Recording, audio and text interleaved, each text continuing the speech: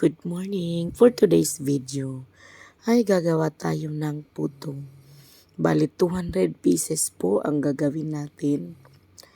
At ang mga ingredients po ay ilalagay ko na lang sa description ng video na to. So ayan yung mga ko pinaglagyan ko.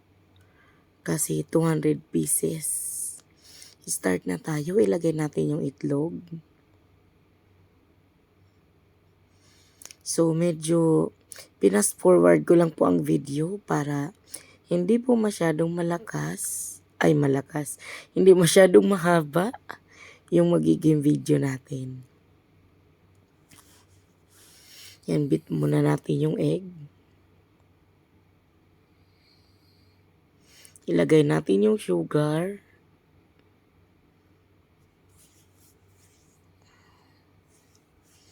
Ililista ko na lang po yung mga ingredients sa description para ma-follow po ninyo. Ito po ay pangmaramihan talaga.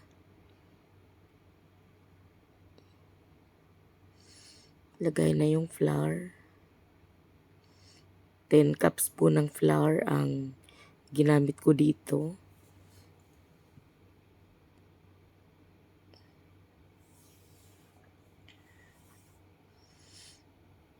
Another flour. Itodo na natin yung 10 cups.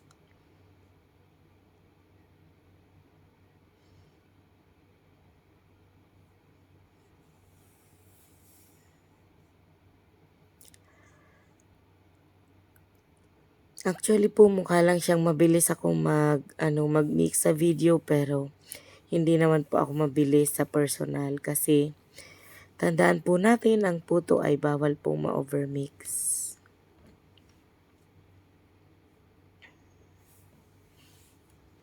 Dahan-dahan lang po yan sa tunay. So ilalagay natin yung baking powder.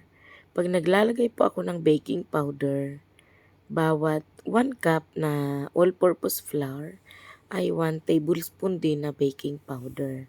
Sa mga nagwo-worry po kung hindi papait, hindi po talaga papait. Ang gamit ko pong baking powder is Calumet. Tinlagay natin yung mga gatas. Grabe, ang dami po nitong gatas, kaya masarap po talaga yung nagagawa nating mga puto. Powder milk. Pwede rin namang ibap. I-replace mo lang yung water sa ibap. Kaso kapag gumagamit ako ng ibap, feeling ko masyadong malagkit yung puto. Yan, naglagay tayong ng melted margarine. Tinunaw ko po yan sa microwave. Ayan, at pagkatapos sasalain na natin. Kahit marami po ang ginagawa kong puto, sinasala ko po yan kasi gusto ko pong ma-maintain yung kakinisan ng puto na ginagawa ko. Kahit medyo mahirapan ako, ayos lang. Ang mahalaga, ma-maintain ko na maganda talaga, sobrang kinis ng nagagawa kong puto. Pero kung kaya mo naman na hindi salain at magiging makinis pa rin, ayos lang din po.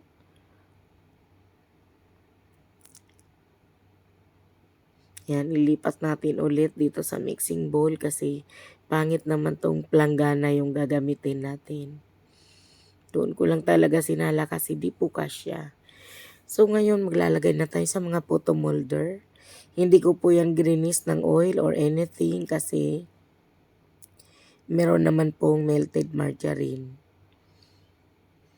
Kada isang medium size po na puto molder, ang inilagay natin ay 1 tablespoon ng mixture.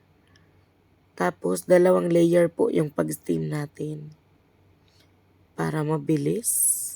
Sa bawat salang natin ay 50 pieces na puto ang nagagawa natin.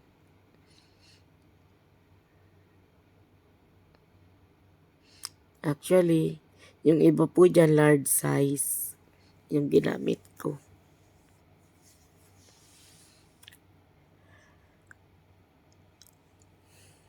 Naglalagay na tayo sa bilao, yung iba sa tray kasi di po nagkasya. Ayan na yung ating mga packaging. Ayan. So, ito na po. Thank you so much.